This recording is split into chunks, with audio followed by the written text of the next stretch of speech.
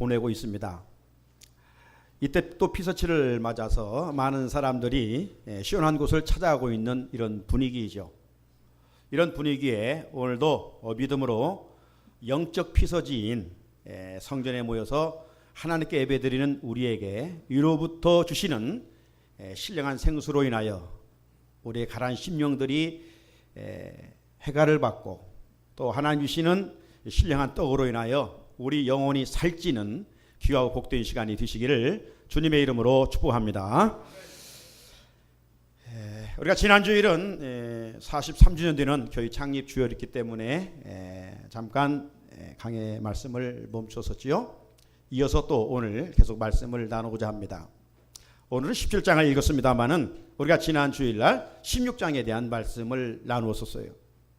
이 16장의 말씀의 내용을 보게 되면 그 요셉의 지파 후손들이 이 땅을 분배받는 과정 속에서 장자가 아닌 차남 에브라임이 땅을 먼저 기업으로 받은 내용을 살펴보았었죠.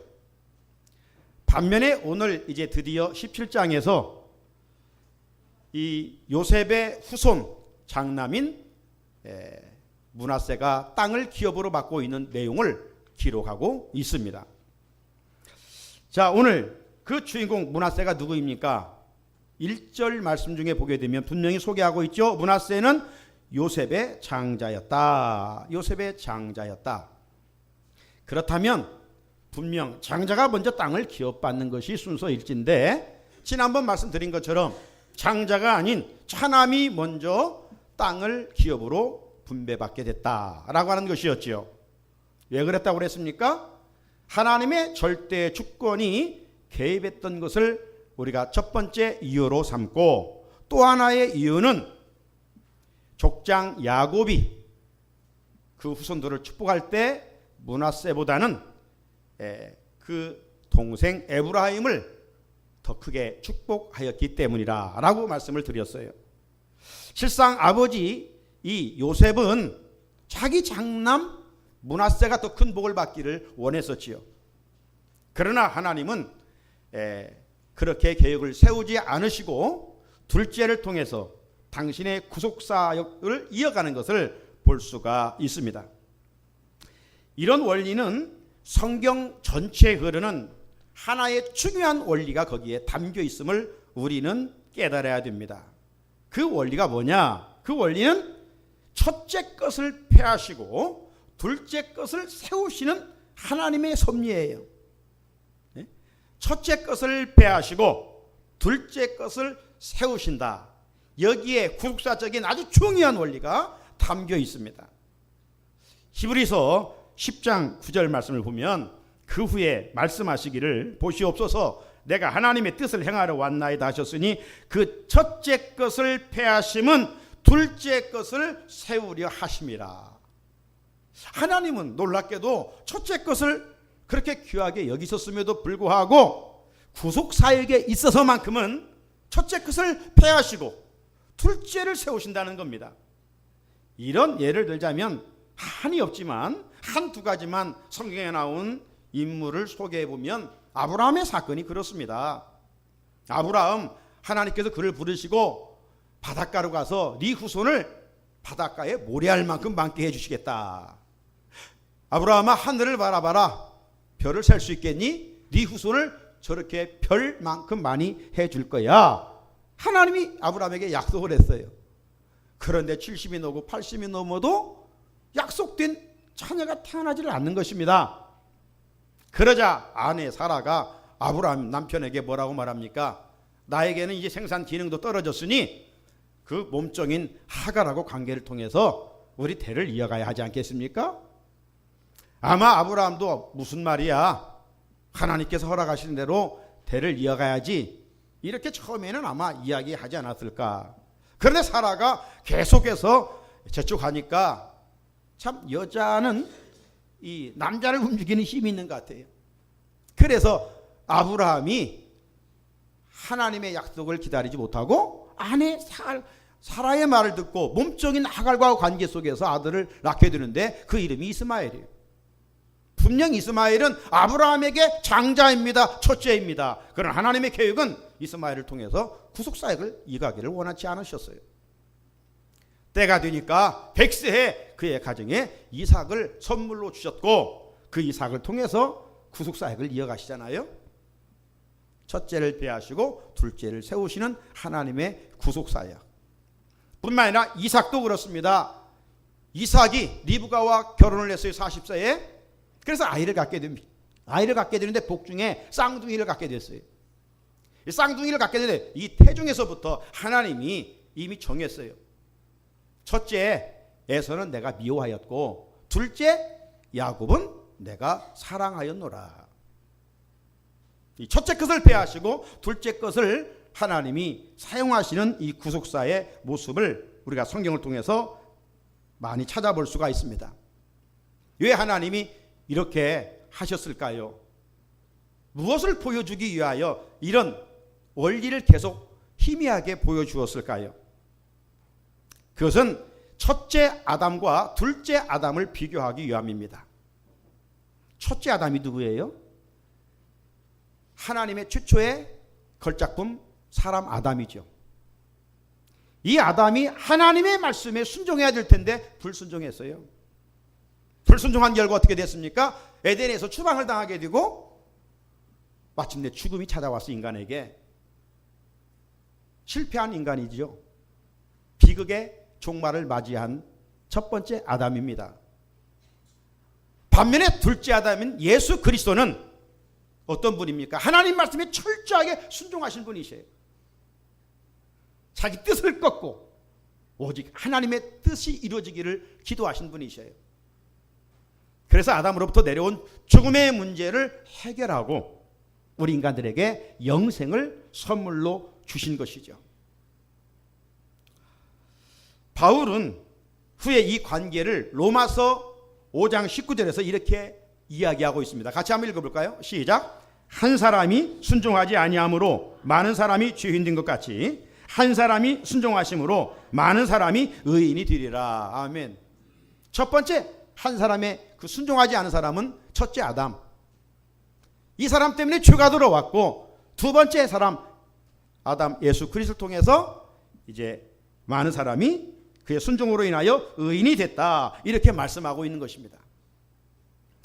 이런 원리의 입각에서 이제 요셉의 후손 중에 아들들 중에 므낫세보다 에브라임이 먼저 땅을 기업으로 누리게 됐다는 것입니다. 그렇다면 이 구속사의 원리가 오늘 우리에게 주는 의미는 뭐냐 이 말이죠. 지난번에도 말씀드린 것처럼 장자는 하나님의 택하심을 입은 받은 유대인들을 말하는 거예요.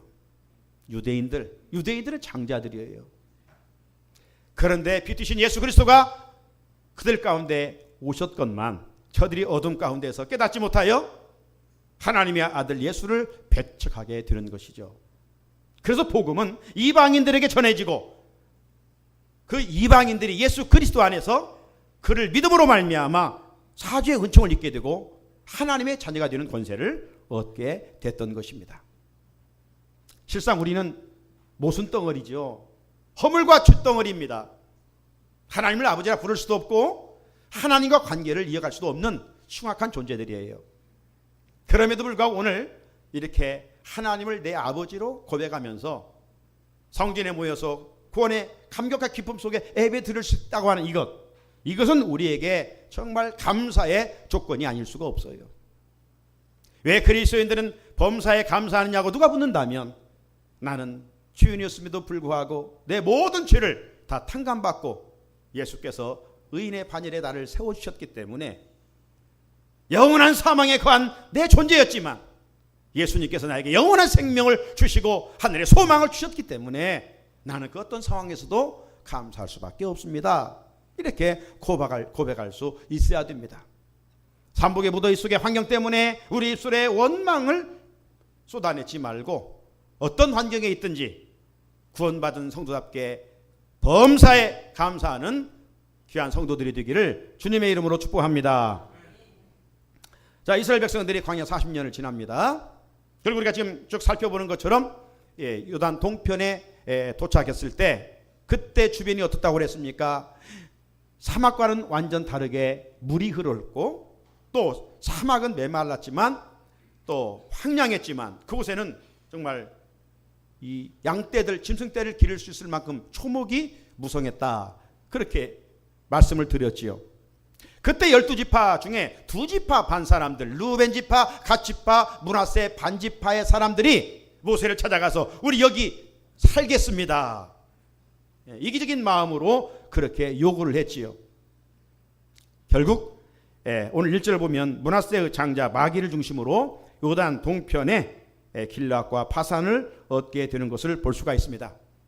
자, 므낫세는 그러니까 한 지파였지만 반절로 나눠졌어요. 우리 남과 북이 형제가 나눠졌던 것처럼 저들은 동서로 나눠졌어요. 50%는 요단 동편에 살고 이제 50%는 요단 서편으로 가게 되죠. 오늘 마지막 때 이 교회 공동체 안에 알곡과 축제가 있다는 사실이에요.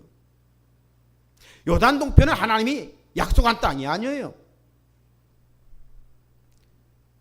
오늘 우리가 예수를 믿는다고 하면서도 세속화된 신앙을 가지고 쭉정이처럼 염소처럼 신앙생활하면 안 돼요. 우리는 알곡처럼 양처럼 신앙생활을 할 수가 있어요. 믿음의 선한 싸움을 끝까지 싸워갈 수가 있어야 돼요. 어떤 장벽이 있을지라도. 오늘 이 므낫세의 남은 반지파는 우리가 하나님이 주시고 저한 약속의 땅은 그렇게 아무리 눈에 보기에 좋은 요단 동편이 아니야. 요단 서편 가나안 땅이야. 그렇게 생각하고 나머지 9지파와 더불어서 믿음의 싸움을 하면서 가나안에 들어가게 되는 것이죠. 그래서 마침내 가나안 땅을 정복한 후에 남은 므낫세 반 지파 사람들이 오늘 분깃을 얻게 됐다라고 이야기합니다. 오늘 2절을 보면 므낫세의 남은 자손을 위하여, 남은 자손들이라는 것은 50%는 이미 요단 동쪽에 머물렀어요. 그리고 요단 서편에 이 남은 50%의 므낫세 지파들이 그들의 가족대로 제비를 뽑았다. 그렇게 말씀하고 있습니다. 사랑하는 성도 여러분, 벌써 여호수아를 강의한 지가 오래됐습니다. 이 여호수아의 기록의 목적이 무엇이라고 했습니까? 핵심 내용이 무엇이라고 했습니까? 가나안 정복 전쟁이에요. 그러니까 오늘 우리가 영적 전쟁의 군사들이라는 사실을 홀이라도 잊어버리면 안 돼요. 악한 마귀와 끊임없이 우리는 싸우면서 그 싸움으로 끝나는 것이 아니라 목적지는 가나안 땅이에요. 또 하나의 목적은 가나안 땅을 정복해서 그 땅을 분배받는 일이에요. 오늘 17장을 읽었죠? 18장에도 보게 되면 계속해서 남은 9지파의 땅 분배 이야기가 기록이 되어 있습니다. 여러분, 그냥 9지파들이 나머지 땅을 분배했다. 이렇게 하면 되잖아요. 그런데 왜 비중 있게 길게 이 지파별로 땅을 나눈 이야기를 기록하고 있을까? 그것은 중요한 메시지를 우리에게 전달해 주고 있는 겁니다. 그건 무엇입니까? 이스라엘 백성들이 그 가나안 땅을 지파별로 분배를 받은 것은 오늘 우리가 각자 믿음의 선한 싸움을 싸워 마침내 하나님이 약속하신 젖과 꿀이 흐르는 가나안 땅, 즉 하나님의 나라를 예표해 주고 있기 때문에 그렇습니다. 그리스도인의 삶은 결코 이 땅에서의 삶으로 끝나는 것이 아니죠. 이 땅에서의 삶은 어떻습니까? 광야와 같기 때문에 아픔이 있습니다. 눈물이 있습니다. 고통이 있습니다. 질병이 있습니다. 죽음이 있습니다. 여러분, 하나님께서 우리를 죄악 가운데 구원하여 택하신 이유가 이렇게 고통당하다가 죽게 하는데, 끝나게 하는데 있겠습니까? 결코 그렇지 않죠. 주께서 우리를 구원하신 목적은 영원한 하나님의 나라로, 그 안식의 나라로 우리를 초청해 주시기 위한 것이죠. 그래서 밤모섬에 유대 갔던 사도 요한에게 그 하나님의 나라를 신이 보여주셨는데, 이 광야에서 우리가 살고 있는 첫째 것은 다 지나갔다. 요한계시록 21장 4절에 보게 되면 그 나라는 눈물도 고통도 아픔도 죽음도 없다. 그 거룩한 성 새 예루살렘은 신부가 단장하고 신랑을 맞는 것과 같다. 그렇게 아름답게 표현을 하고 있지 않습니까? 그리고 우리 성도들은 이 보이는 것에 가치를 두고 살아가는 이 동물적 근성에서 우리는 벗어나야 됩니다.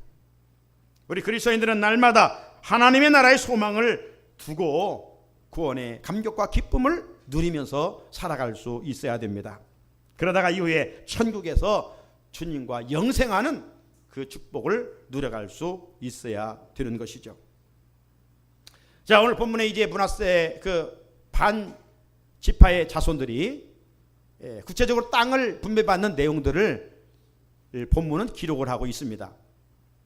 자, 2절을 보면 아비에셀 자손, 헬렉 자손, 아스리엘 자손, 세겜 자손, 헤벨 자손, 스미다 자손, 이들은 다 남자 자손들이라고 밝히고 있지요.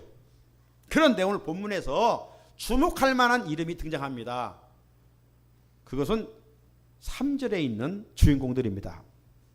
3절에 보면 이 슬로보앗의 딸 5명의 이름이 나옵니다. 슬로보앗의 딸 여자 이름 5명이 나와요. 밀라와 말라와 노아와 호글라와 밀가와 디르사입니다.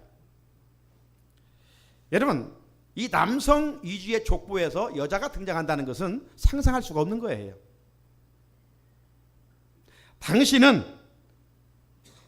당시에 그 여자는 남자의 소유물에 불과했던 때입니다.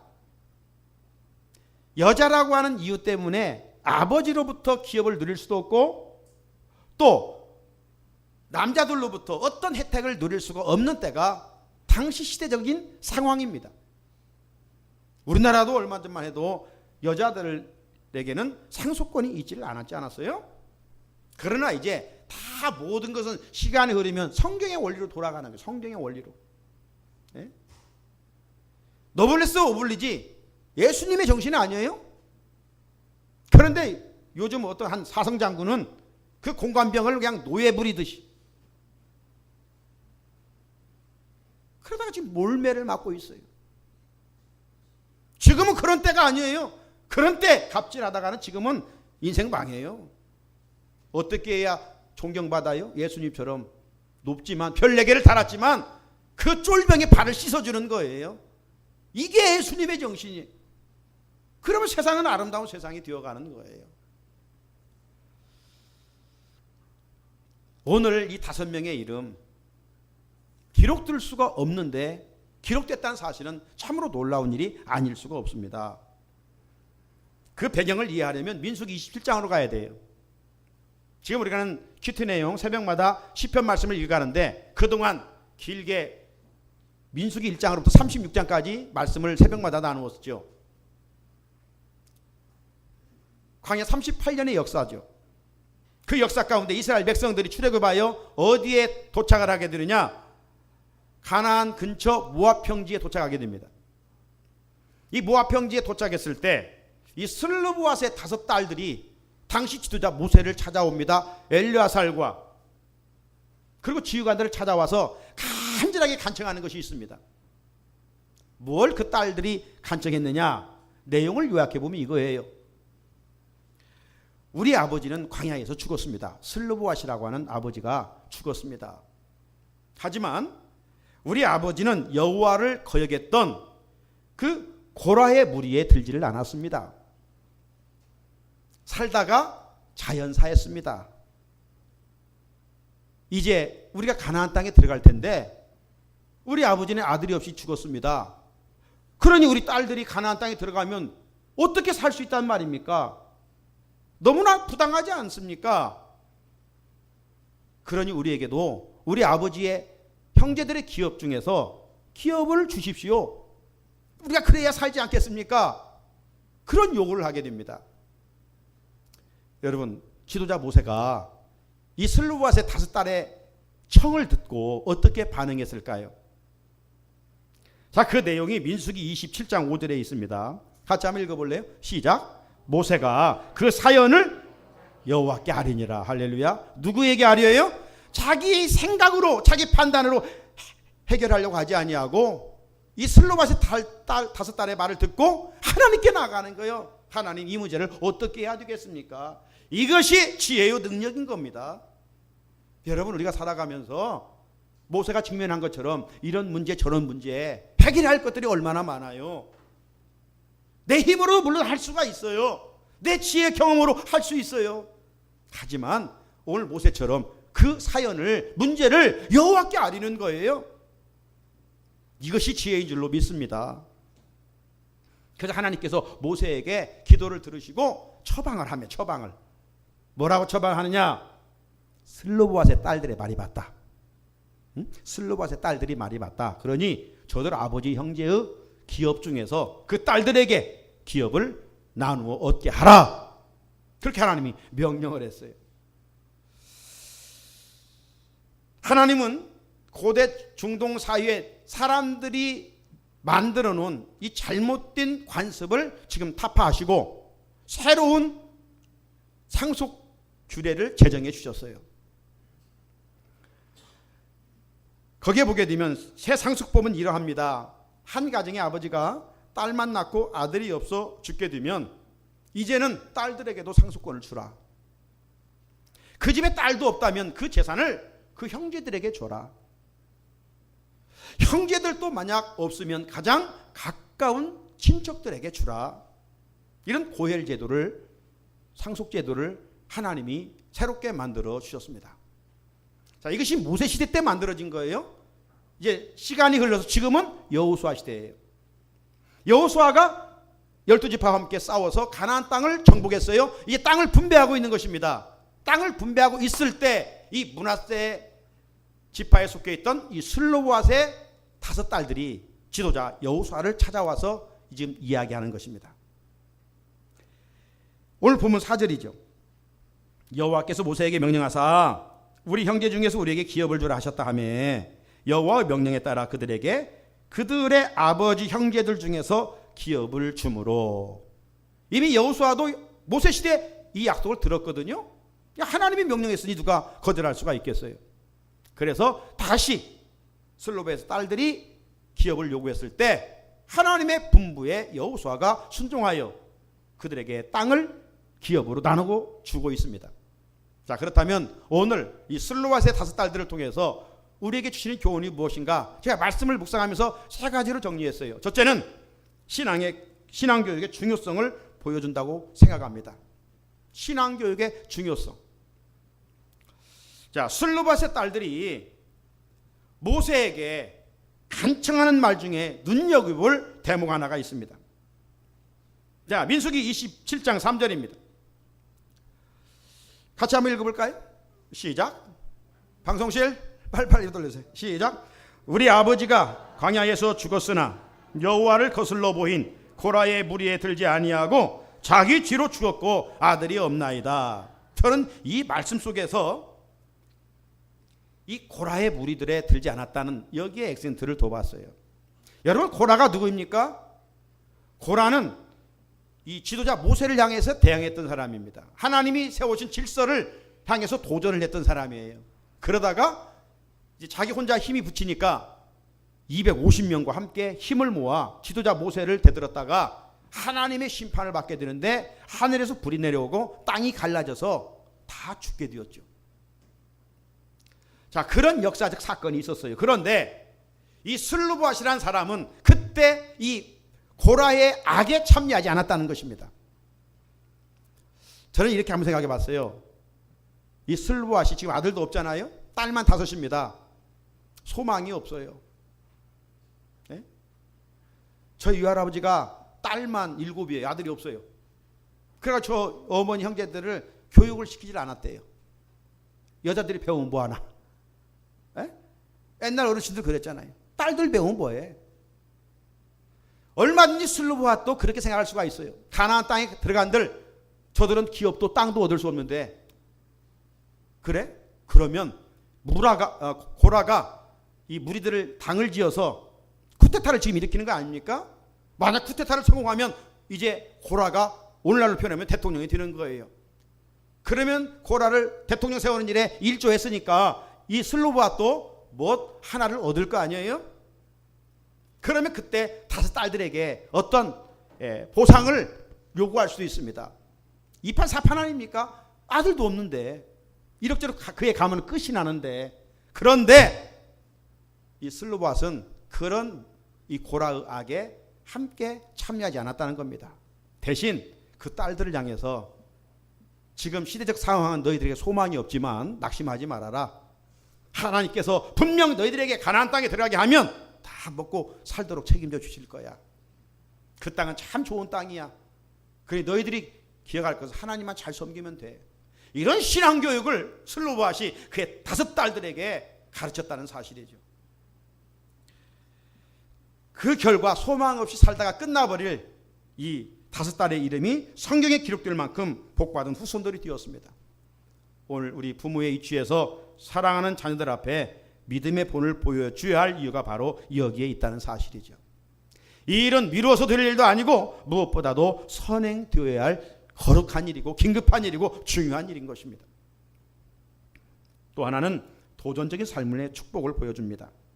이 슬로바앗 딸들의 요구는 당시 남자들이 볼 때는 참 무모한 짓이에요. 쓸데없는 요구예요. 그런 요구했다가 아주 책망만 받을 그런 질문이죠. 하지만 저들은 부모로부터 신앙교육을 잘 받았기 때문에 믿음의 사람이 되었고 도전적인 사고를 갖고 살았던 것입니다. 왜 남자들만 상속받느냐? 여자들도 받을 수 있는 거 아닌가? 이것이 하나님의 선하신 뜻 아닐까? 그래서 지도자들을 찾아가 담대히 기업을 요구했던 것이죠. 마침내 형제의 기업에서 땅을 분배받을 수 있었습니다. 여러분, 믿음이 뭡니까? 믿음은 창조적이고 도전적인 에너지입니다. 창조적이고 도전적인 에너지예요. 불가능을 가능케 하는 동력입니다. 그래서 히브리 11장 1절에 믿음을 어떻게 정의하고 있습니까? 같이 읽어볼까요? 시작. 믿음은 바라는 것들의 실상이요 보이지 않는 것들의 증거니. 아멘. 믿음의 사람들은 그러면 항상 긍정적이고, 믿음의 사람들은 항상 적극적이고, 믿음의 사람들은 항상 도전적이에요. 삶의 자리가 힘들다고 어렵다고 낙심하거나 절망하지 않습니다. 하나님이 행하실 위대한 일을 바라보며 행동하는 것이죠. 아브라함이 그랬습니다. 갈 바를 알지 못했지만 하나님의 말씀을 받고 믿음으로 행동했더니 가나안이란 약속의 젖과 꿀이 흐르는 땅이 예비되어 있었습니다. 다윗도 마찬가지죠. 다윗이 믿음으로 그 거인 골리앗 앞에 나갔을 때 하나님의 능력으로 골리앗을 죽이고 이스라엘의 승리를 가져왔습니다. 믿음으로 행동할 때 승리가 보장되어 있었습니다. 베드로도 마찬가지입니다. 주님께서 배 오른편에 그물을 던지라. 밤새 수고하여 한 마리도 잡지 못했지만 믿음으로 말씀 의지하여 그물을 내렸을 때 그 빈 그물에 그물이 찢어질 정도로 풍요의 축복을 누리지 않았습니까? 오늘 우리도 마찬가지입니다. 믿음으로 처한 상황을 뛰어넘어야 돼요. 힘들다고 어렵다고 주저앉으면 안 돼요. 왜 하나님께서 우리에게 믿음을 선물로 주셨어요? 그때 이겨나가라는 것 아니겠습니까? 우리들도 믿음으로 순종하고 나갈 때 이 슬로바앗의 딸들과 또 이 믿음의 영웅들이 누렸던 예비되었던 하나님의 축복을 누려갈 수 있다는 사실이에요. 믿음은 뭐냐? 도전적이고 창조적인 삶을 이어가게 하는 것이죠. 마지막 하나는 인간의 잘못된 관습을 깨트려야 함을 보여주고 있는 것입니다. 여러분, 우리 삶의 기준이 뭡니까?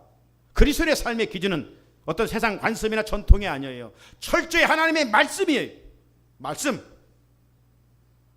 고대 중동 사회는 여자는 물건과 다를 바 없었고 실제로 물건처럼 매매가 됐었습니다. 부모로부터 상속권은 생각할 수도 없었습니다. 그런데 슬로바앗 딸들은 믿음이 있었기 때문에 그 잘못된 관습을 붙들고 절망하지 않고 짓눌러 살지도 않고 그 믿음의 유산을 가지고 지도자 모세를 찾아가고 여호수아를 찾아가 당당히 남자와 똑같이 땅을 분배받고 있지 않습니까? 오늘날 교회 공동체에 내려오는 우리 43주년에 이 교회에 어떤 내려오는 전통도 있습니다. 가치도 있습니다. 중요합니다. 그러나 이런 것들이 하나님의 말씀 위에 있으면 안 되죠. 사람이 만든 전통은 말씀의 근거에 타당성이 있어야 인정받습니다. 왜 한국 교회들이 문제가 많습니까?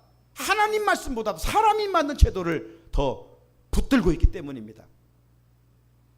어느 교회가 결국 하나 되지 못하고 분열이 됐어요. 왜 분열이 됐느냐? 피아노를 한쪽은 오른쪽에 놓자, 강단 오른쪽에 놓자. 한쪽은 강단 인쪽에 놓자. 이 결 가지고 그냥 싸우다가 하나가 되지 못해 그만 교회가 분열됐어요. 그래서 우리 교회는 저 가운데다 놓잖아요. 여러분, 피아노를 여기다 놓든 저기다 놓든 무슨 상관입니까? 예? 성경에 피아노는 반드시 강단 오른쪽에 놓아야 된다 했으면 오른쪽에 놓아야 되는 거예요. 이건 어떤 상황이 있을지라도. 그러나 그런 게 없잖아요. 한국교회가 오늘날 본질에 목숨 거는 것이 아니라 비본질에 목숨을 걸고 있어요. 혹 우리 교회에 사람이 만든 관습과 제도가 말씀 위에 자리 잡고 있다면 전국의 500주년 해제를 맞아 그걸 뿌리째 뽑아내야 돼요. 제거해야 돼요. 제거하지 않으면 그것이 훗날 우리 신앙에 큰 걸림돌이 됩니다. 오늘 이 문화세 지파들이 그랬어요. 가나안 땅에 들어가면 하나님이 그들은 음행문화고 우상문화니까 그 사람들을 다 쫓아내고 죽여라 그랬어요. 그런데 저들이 거기에 안주하다가 하나님 명령을 어기고 그들을 살려주었어요. 13절이죠. 그러나 므낫세 자손이 그 성읍의 주민을 쫓아내지 못하매 가나안 족속이 결심하고 그 땅에 거주하니라. 옳거니 너희들이 이제 믿음이 약해졌구나, 우리를 몰아내지 하지 않은구나. 그래서 자기들끼리 똘똘이 뭉쳐가지고 여전히 그 원주민들이 가나안 땅에 살게 됐어요. 그래가지고 결국 그 원주민들의 음행과 우상 숭배를 이 하나님의 백성들이 담게 되는 것이죠. 그래서 마침내 저들은 하나님이 싫어하신 일을 하게 됩니다. 쫓아내려 했는데 쫓아내지 않고 제거하라 했는데 제거하지 않은 불순종의 결과가 뭡니까? 여호수아 23장 13절은 이렇게 말씀하고 있어요. 확실히 알라.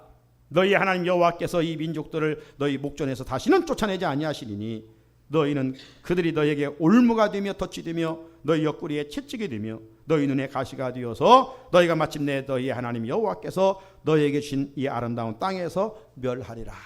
불순종의 결과는 고난의 연속일 뿐입니다.